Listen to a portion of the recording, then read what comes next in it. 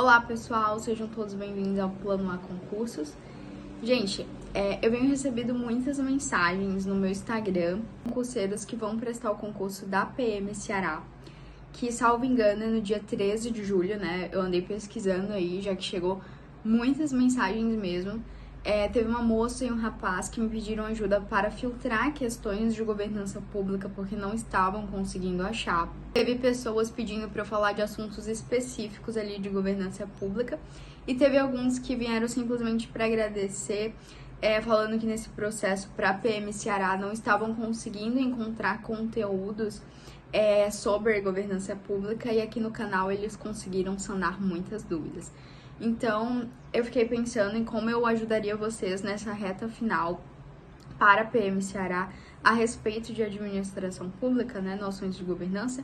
Resolvi resolver as questões de governança pública que teve no concurso da PF Administrativo, que é bom que você dá uma revisada nessa reta final. Teve muita gente que me pediu assuntos específicos ali do edital. Eu não sei se vai dar tempo, porque a prova de vocês já é no domingo, né? Eu acredito que não vai dar tempo de eu gravar. Porém, a prova da Sebrasp foi muito bem elaborada. Eles conseguiram abordar muitos assuntos de governança pública, então eu tenho certeza que essas questões vão te ajudar a dar uma revisada. Uma prova aqui, então eu vou estar olhando aqui para baixo, porque eu vou estar lendo direto, mas para vocês vai estar a questão mesmo em si, que eu vou pegar lá da Sebrasp e vou deixar aí para você. E como revisão, pausa, tenta resolver, depois ver como era. É importante ressaltar que ainda não tem gabarito oficial, né? Porém, já tem gabarito preliminar. Então, isso aqui, tudo que eu falar aqui, que eu respondi, vai te passar qual foi a interpretação que eu tive na hora da prova que me ajudou a responder. Gente, os vídeos do Plano A são no sábado, mas eu vou tentar postar um pouquinho antes. A prova da PM Ceará já é no domingo, né? Então, já te ajuda a dar uma revisada. A primeira questão aí de gestão de processos e projetos, ela fala assim: a terceira etapa, ciclo PDCA, associa-se à coleta de informações referentes aos resultados obtidos em que se verificam erros e acertos em relação ao planejamento. Gente, a gente falou muito sobre isso aqui no Plano A. PDCA é Plan, Do, Check e Action. Essas etapas vão ser para planejamento, eu consegui ver se tá dando certo o que a gente planejou. Então, a gente tem o plan, que é o planejar, o do, que é colocar em ação, o check, que é o quê? Eu verificar. Eu vou analisar os resultados obtidos para ver se em algum cabe mudança. E aí, essas mudanças vão acontecer no action, que é de ação corretiva. Essas ações corretivas vão ser para alterar o que eu vi no check, que pode ser alterado. Então, o que a questão diz? A terceira etapa, ou seja, o check, vai associar a coleta de informações referentes aos resultados obtidos em que se verificam erros e acertos em relação ao planejamento. E é isso, né? No check, eu vou verificar os resultados obtidos para ver se aceita alterações. Então, eu coloquei certo na questão e o gabarito preliminar, a mãozinha tava certa, né? Vai dar de ver, mas ela veio nesse bloquinho de gestão de projetos e processos. A próxima questão, ela falou assim: os custos com refugos, retrabalhos e ações corretivas nos produtos ou serviços atrelam-se aos custos da não conformidade. O que ele está dizendo aqui? Quando eu tenho esses custos com refugos, retrabalhos, ação corretivas, ou seja, para alterar algo que está errado, eu estou falando de retrabalho. Ou seja, eu vou fazer de novo, melhorar. Com certeza está atrelado à não conformidade. Então, aqui a questãozinha também estava certa. A próxima questão falou da matriz de rastreabilidade, que a matriz de rastreabilidade de requisitos tem como objetivo garantir que cada requerimento adicione valor ao objetivo do projeto e esteja perfeitamente conectada ao escopo das atividades, ao escopo de atividades. E a definição está correta. Surge dúvida por você não ter familiaridade com esse termo, porém, se você parar para pensar, ele tá falando de o quê? A matriz de rastreabilidade, que vai prestar atenção em cada participante ali no meu projeto, na minha ação, para ver se todos estão contribuindo pra gente chegar no objetivo final. E realmente faz sentido. E aqui tá tudo certinho. Então, a questão estava correta. O próximo bloco, pessoal, ele falava de gestão pública, E eu achei bem interessante. Deixa eu tentar mostrar aqui pra vocês. Na verdade vai estar aí na tela, né?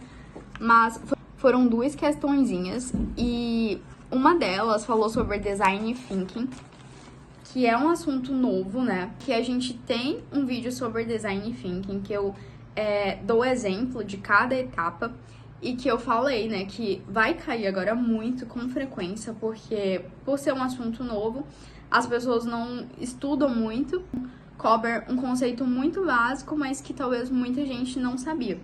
A primeira questão, ela falou assim: a inteligência artificial imune às falhas de controle, aqui você já poderia parar e marcar errado. Por quê? O que ela está dizendo? Que a inteligência artificial não erra. Então, ela não precisa de controle. Ou seja, ela é imune às falhas de controle. O controle, ele vai ver se está tendo erros, se está tendo falhas, para poder alterar. Só que aqui ele está dizendo que a IA, ela é imune a isso. E a gente sabe que não, né? Que a IA, muito pelo contrário, tem que ter o controle da IA, porque ela não é imune às falhas. E aí ele continua. Pode automatizar tarefas repetitivas, como processamento de documentos, a geração de relatórios, liberando tempo para recursos, liberando tempo e recursos para atividades mais estratégicas. O que ela tá dizendo? Cara, a IA, ela pode fazer atividades rotineiras para você, e aí você se preocupa com coisas mais estratégicas. O que tá certo. O erro da questão foi realmente falar que a IA é imune às falhas de controle. Aí tá errado, não teve jeito. A próxima questão, que é a que eu falei que abordou Design Thinking, ela fala assim: o uso de maquetes, encenações, fluxogramas, impressões em 3D, adequa-se à etapa de prototipação do Design Thinking. E é exatamente isso. Na prototipagem, eu saio da ideação, ou seja, eu tiro o meu planejamento só da mente e exponho o que é de forma materializada. Então aqui eu tenho maquetes, eu tenho slides, eu tenho encenações, fluxogramas, exatamente para expor a minha ideia, para tirar a minha ideia do papel, da mente e colocar em exemplos. Feito certinho de prototipagem, inclusive você pode ver o vídeo aqui no canal de Design Thinking, que eu vou deixar em cards. O próximo bloquinho, pessoal, falava de treinamento e desenvolvimento de pessoas. Tá mais ligado à gestão de pessoas, né? Mas não necessariamente à administração geral. Porém, tudo se entrelaça. A primeira questão, ela fala assim: a prática de treinamento e desenvolvimento de pessoas pode promover o aumento da sua capacidade de entregar valor à organização, favorecendo a melhoria das habilidades para lidar com atribuições e para assumir responsabilidades mais complexas. Tá certinho, né? Ou seja, treina e desenvolve a pessoa, que ela não só vai melhorar como pessoa, como vai saber lidar com atividades mais complexas. Ou seja, eu vou melhorar ela não só internamente, mas também em suas competências, quando eu treino e a desenvolvo. E tá certinho. A próxima questão: nos processos de recrutamento e seleção de pessoas, as organizações contemporâneas, ou seja, atuais, adotam abordagens tradicionais. Gente, já podia parar aqui e marcar errado, foi isso que eu fiz. Por quê? Quando a gente fala de coisa contemporânea, nada usa mais um método tradicional. Tradicional, você lembra de algo clássico, algo mais ao início, né? Quando a gente fala, por exemplo, que você tem certos comportamentos no Brasil porque é tradição. É algo que vem de tempos. Então, nada contemporâneo vai se elencar muito a coisas tradicionais. Então, daqui você já podia parar. E aí ele continua: centradas no cargo. Embora o sistema formal das empresas seja construído de forma vinculada às competências. Gente, centrada ao cargo. Ele tá limitando muito, porque hoje em dia as empresas não se ligam só, quando eu estou falando de recrutamento e seleção de pessoas, não só a centralização do cargo. A gente vai querer saber as competências, vai querer ver se os objetivos da pessoa estão nos objetivos da empresa. É muito bilateral, não é só a organização e também não é só o indivíduo que está sendo recrutado, selecionado. Não é só mais a abordagem tradicional, assim como não é mais somente no cargo que a questão aborda. E aí o próximo bloquinho, pessoal, planejamento estratégico, governança e gestão pública, que tá ligadíssimo aí, governança pública, né? E teve muito aqui do que a gente viu.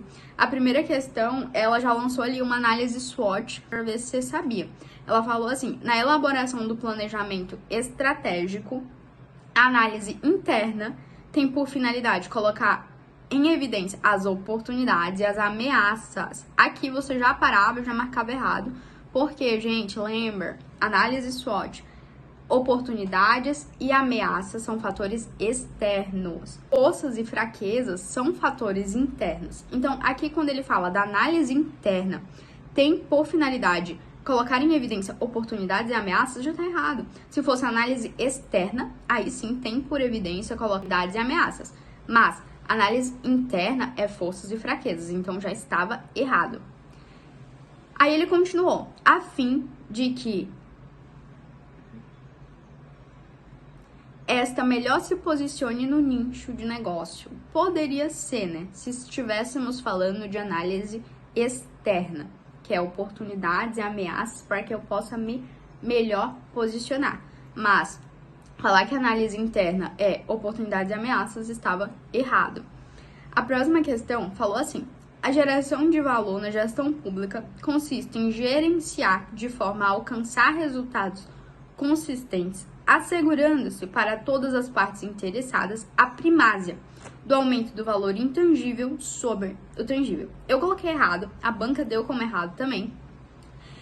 Sinceramente, na hora, essa questão eu fiquei um pouco assim, travada, eu não sabia se eu colocava certo ou errado, mas eu pensei da seguinte forma, falo de alcançar resultados consistentes para geração de valor, não necessariamente eu vou querer ter os valores se sobressaindo sobre os tangíveis. Eu acho que na geração de valor a gente tudo, tanto os valores intangíveis quanto os tangíveis. Então, por isso eu coloquei errado. A banca também deu como errado.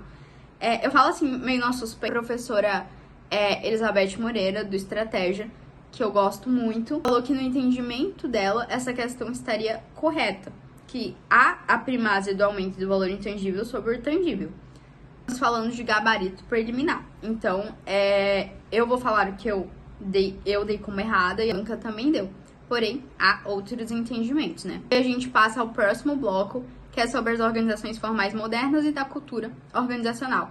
A primeira questão, ela falou assim: a departamentalização funcional tem como vantagens a manutenção do controle e da influência nas funções principais e a geração de eficiência mediante a especialização das atividades. Aqui eu coloquei certo, também deu como certo, aqui a gente acha até alguns entendimentos do Calvenato, por exemplo, quando a gente fala do controle na departamentalização funcional, a amplitude de controle realmente fica melhor. E aqui a gente também fala das influências nas funções principais. Eu interpretei dessa forma aqui. Já que a gente tem a departamentalização funcional, que é aquela, lembre-se, que divide por funções o setor do marketing, o setor do financeiro, a gente tem a influência em cada um dos seus setores, sim. Então, eu interpretei dessa maneira e a questão tá certa. A próxima questão, ela falou assim: entre as desvantagens da departamentalização por cliente, a dificuldade na aplicação de mão de obra e a complexidade da cooperação interdepartamental. Lembra, a departamentalização por clientes é aquela em que eu divido por cada necessidade do cliente, eu tenho uma especialização. E aí eu sempre dou o exemplo do hospital, né? Quando você vai no hospital, eu tenho o médico para crianças, o médico para idosos, o médico para gestantes. Para cada necessidade eu tenho uma especialização. Essa é a departamentalização por cliente. E aí o que ele tá falando aqui na questão? Que entre as desvantagens, eu tenho a dificuldade na aplicação de mão de obra. Muito pelo contrário. Na hora, eu fiz essa interpretação de que, cara, se tá tudo dividido, se tá tudo especializado, eu não vou ter uma dificuldade na aplicação de mão de obra. Por exemplo, se eu preciso de um atendimento especial para as crianças, eu vou atrás de quê? De médicos pediatras, quando o assunto é hospital. Contratei um médico pediatra, eu aplico a mão de obra. Se tem clientes chegando com problemas cardiológicos, eu vou atrás de quê? De um médico cardiologista. Vou lá e eu aplico. Eu acho que não tem essa dificuldade na aplicação da mão de obra. Por isso eu coloquei errado e a banca deu como errada. Vida confortável, senso de autorrealização e equidade são exemplos de valores terminais da cultura organizacional. Gente, tá certinho. E o que é terminal? O que são valores terminais da cultura da organização? é justamente o último nível ali de valor da organização, que é quando ela já tem felicidade, tem paz, tem as últimas coisas que ela esperava tá ali, igualdade, e é realmente o que a questão trouxe. Ela falou assim, vida confortável, senso de autorrealização, equidade, são valores terminais da cultura organizacional, e tá certinho, a banca deu como certa também. E foi isso, pessoal, eu espero ter ajudado em poucas questões, né, de governança pública, mas foram questões bem feitas. As próximas questões são de gestão de pessoas. Talvez eu traga um próximo vídeo resolvendo, porque esse vídeo já tá bem extenso, né? Mas muito obrigada por chegar até aqui. Fica com Deus e até o próximo vídeo.